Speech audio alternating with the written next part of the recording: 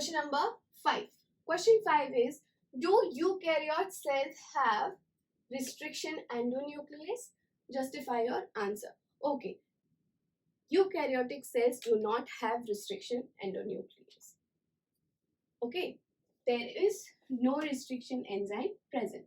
It is present where? In prokaryotic cells like bacteria to cut the DNA of desired characters. Okay. Now, what do prokaryotes do?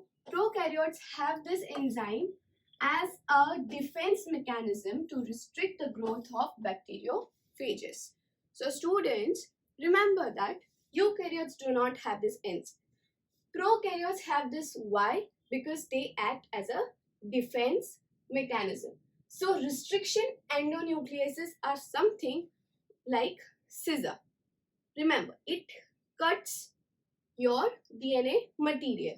Now, eukaryotes, for example us, we do not have this enzyme in our system, but prokaryotics have this. For example, bacteria, they use it as a defense material against the growth of bacteriophages, which is a virus. Okay.